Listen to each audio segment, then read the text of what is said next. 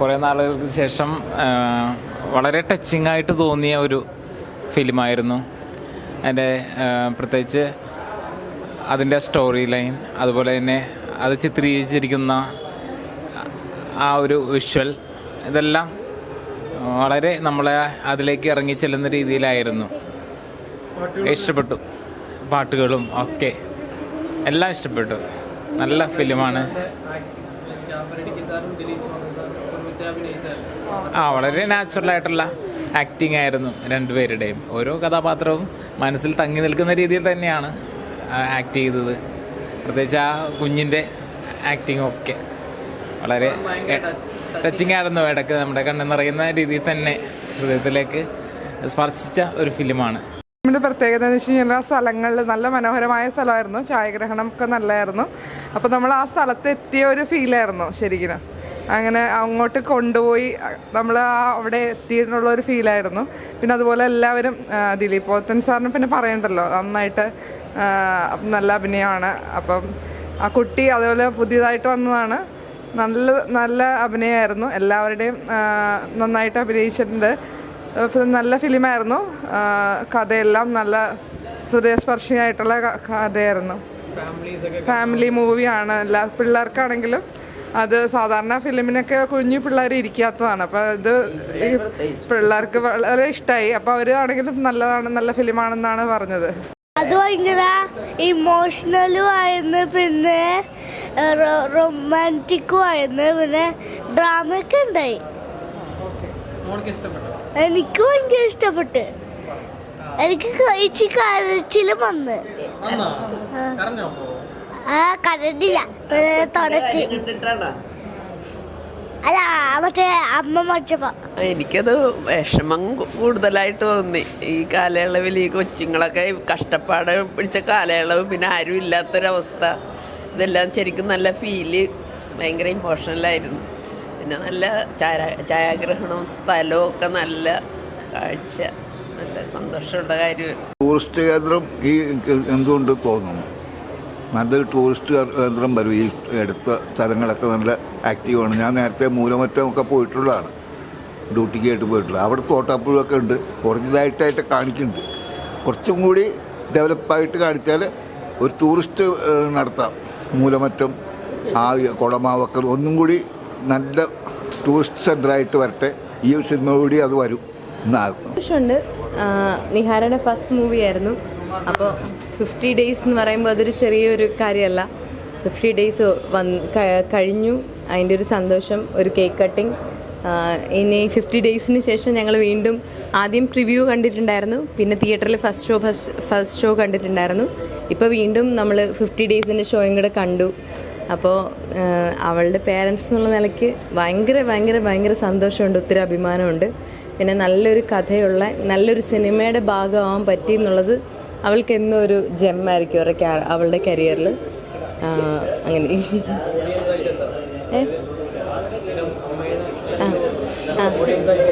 Audience ആയിട്ടാണെങ്കിലും എല്ലാവർക്കും കാണുമ്പോൾ ഇഷ്ടപ്പെടുന്നൊരു പടമാണിത്. കുറേ ആളുകളിലേക്കും കൂടെ തിയേറ്റർ വൈസ് എത്തേണ്ടതായിരുന്നു എന്നുള്ളൊരു അഭിപ്രായമാണ് പൊതുവേ ഉള്ളത്. പിന്നെ ഇനി OTTയിലേക്ക് ഇറങ്ങുമ്പോൾ ഒരുപാട് നല്ല അഭിപ്രായങ്ങൾ ഉറപ്പായിട്ടും വരുമെന്ന് നല്ല കോൺഫിഡൻസ് നമുക്കുണ്ട്. അത്രയും നല്ലൊരു ടീം, ഹാർഡ് വർക്കിംഗ് ആയിട്ടുള്ളൊരു ടീമായിരുന്നു വെൻവേർ. ഒരു ഒത്തിരി നല്ല പടമാണ്. ഞാനിപ്പോൾ രണ്ടാമത്തെ ട്രിപ്പാണ് കാണുന്നത്. എനിക്ക് ഇനിയും കാണാൻ തോന്നുന്നുണ്ട്. പിന്നെ ഒരു അടുത്ത കാലത്ത് കണ്ടതിൽ ഏറ്റവും ഒരു ബെസ്റ്റ് സിനിമ എന്ന് പറയുന്നത് കുറേ കാലങ്ങൾക്ക് ശേഷം. ഇപ്പോഴത്തെ സിനിമ എന്നൊക്കെ പറഞ്ഞാൽ വീട്ടിൽ ചെല്ലുമ്പോൾ തന്നെ ഒന്നും മറന്നു പോകുന്നു. ഇതൊന്നും നമ്മൾ ഈച്ച് ആൻഡ് എവരി വൺ എല്ലാവരെയും ഓർക്കുന്നുണ്ട്. ഈച്ച് ആൻഡ് എവരി വൺ ഓരോരുത്തരുടെ ഫേസ്, ഇത് എല്ലാം ഡയലോഗുകൾ, സിനിമ ഒന്നും തോന്നുന്നില്ല, അഭിനയിക്കാനൊന്നും തോന്നുന്നില്ല. എല്ലാവരും ഒറിജിനാലിറ്റി ഉണ്ട് നന്നായിട്ട്.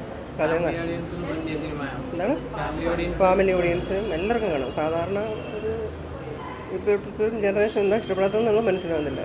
ഇത് നല്ല സൂപ്പർ സിനിമയാണ്. ഇതുപോലത്തെ കഥകളും ഒരുപാട് ഇഷ്ടപ്പെട്ടു. രണ്ടാമത്തെ പ്രാവശ്യം കണ്ടിട്ടും ബോറടിക്കുന്നില്ല.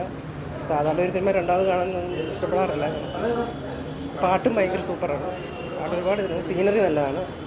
അങ്ങനെ എല്ലാം കൊണ്ടും നല്ല സിനിമ എന്ന് പറയും.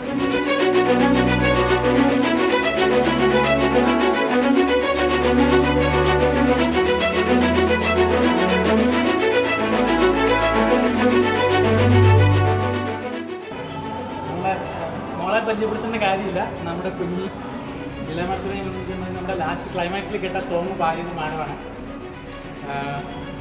കുറച്ച് കാര്യങ്ങളൊക്കെ പറയണമെന്ന് പ്ലാൻ ചെയ്താണ് വന്നത്. കംപ്ലീറ്റ് ഔട്ടായി പോയി. ഒന്നും പറയാൻ കിട്ടുന്നില്ല.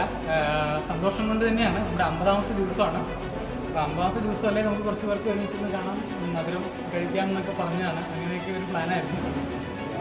എൻ്റെ തന്നെ കഴിയുന്നെല്ലാം പോയി. ഒത്തിരി സന്തോഷം. എന്താ പറയുക, അത്രയും പറയാം. ഇതാണ് നമ്മുടെ മുഖ്യ അതിഥി. ഇനി എല്ലാം ഞാനിവിടെ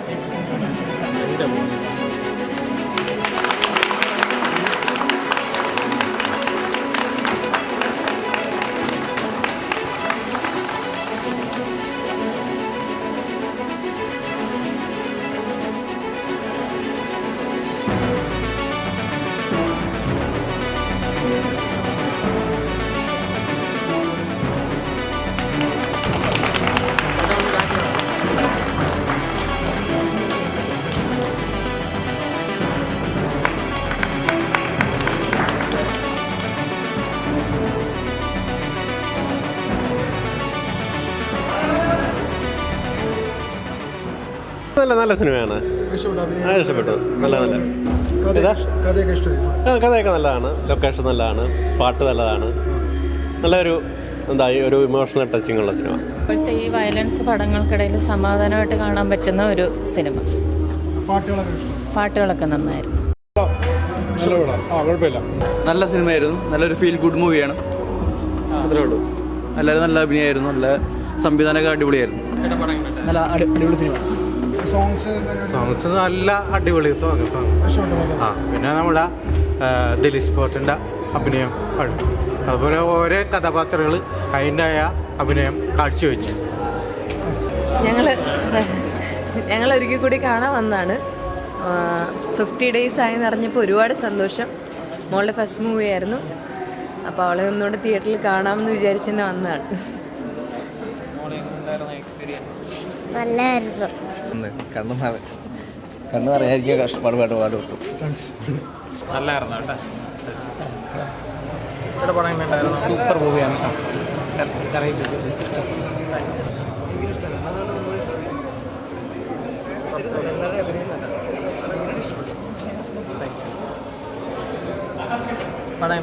നല്ല പടം, ഒത്തിരി ഇഷ്ടപ്പെട്ടു. കുറേ കാലം കൂടി ഒരു നല്ല സിനിമ കണ്ടു.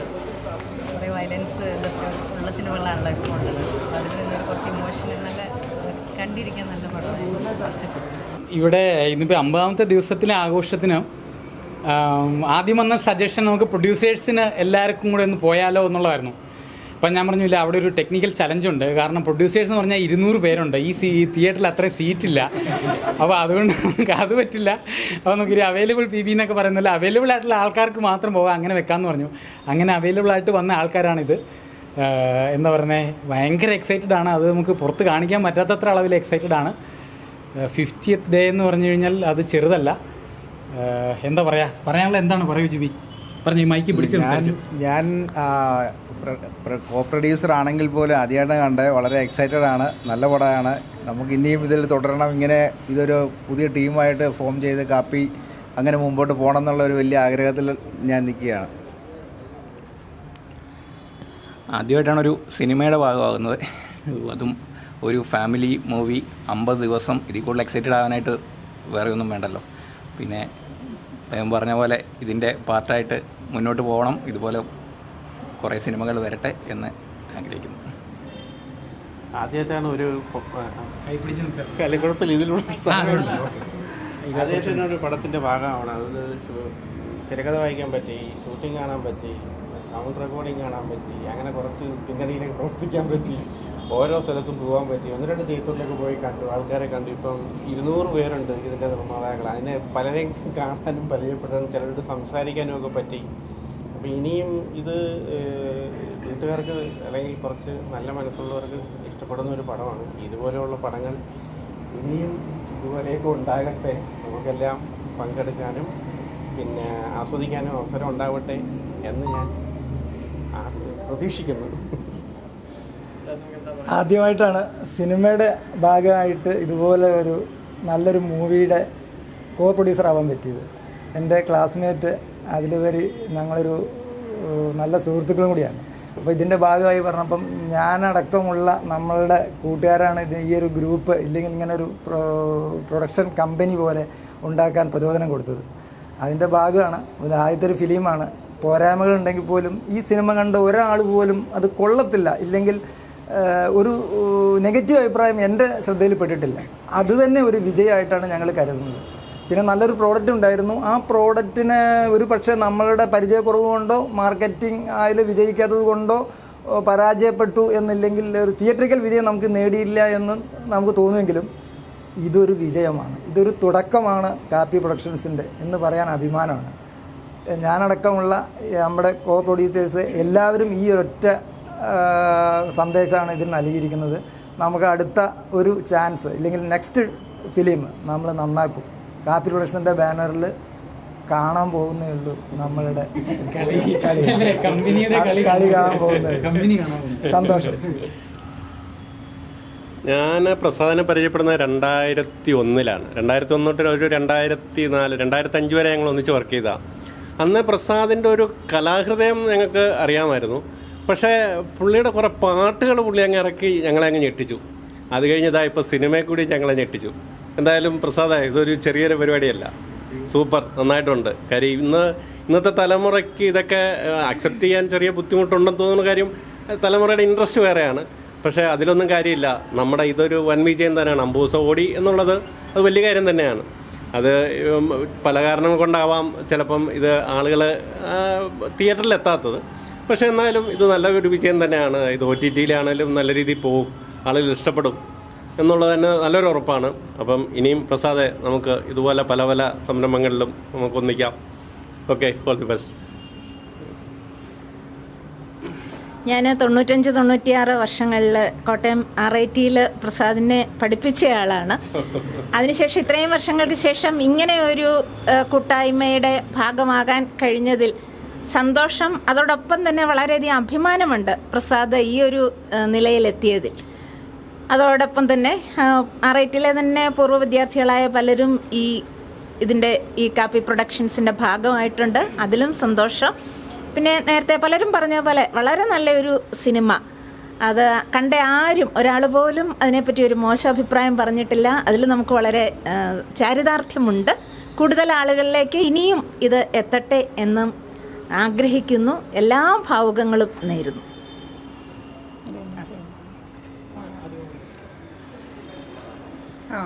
പ്രസാദ് ഞാൻ ഒരുമിച്ച് വർക്ക് ചെയ്തതാണ്. പക്ഷെ പ്രസാദ് ഇങ്ങനെ കോണ്ടാക്റ്റിലുണ്ടായിരുന്നു. അപ്പോൾ പ്രസാദ് ഇങ്ങനത്തെ ഒരു സംരംഭം പറഞ്ഞപ്പോൾ 2 കൈയും പൊക്കി നമ്മൾ സപ്പോർട്ട് ചെയ്തതിന് ഒത്തിരി സന്തോഷം ഇതിൻ്റെ ഭാഗമായിട്ട് കഴിഞ്ഞതിൽ. പിന്നെ ഇത് മാർക്കറ്റിംഗ് എന്ന് പറഞ്ഞാൽ ഇതിൻ്റെ മെയിൻ മാർക്കറ്റിംഗ് എനിക്ക് തോന്നുന്നത് മൗത്ത് പബ്ലിസിറ്റിയാണ്. സോ അതാണ് ഇതിൻ്റെ വിജയം ആക്ച്വലി. കാരണം വയലൻസും ഒക്കെ ആയിട്ട് കുറേ നാളുകളായിട്ട് നമ്മളെ തന്നെ മടുപ്പിച്ചുകൊണ്ടിരിക്കുന്ന ഒരു കാലഘട്ടമാണിത്.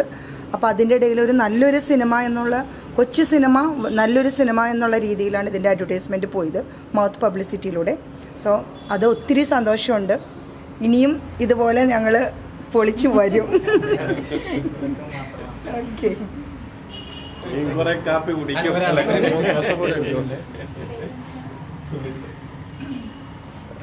ഞാൻ ആദ്യമായിട്ടാണ് ഒരു ഫിലിമിൻ്റെ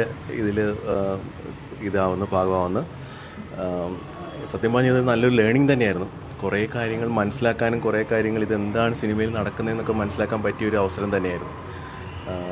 പിന്നെ ഇതൊരു ഇത്രയും നാളിവിടെ ഓടി ഫാമിലി ഓഡിയൻസ് കുറേ പേര് വന്നു. മൗത്ത് പബ്ലിസിറ്റി വഴി നമുക്ക് നല്ലൊരു റീച്ച് കിട്ടി എന്നുള്ളത് തന്നെ വലിയൊരു വിജയം തന്നെയാണ്. ഇനി OTT-യിൽ ഞങ്ങൾ ഈ വിജയം തുടരുമെന്ന് തന്നെ ഞങ്ങൾ വിശ്വസിക്കുന്നു. Okay, thank you.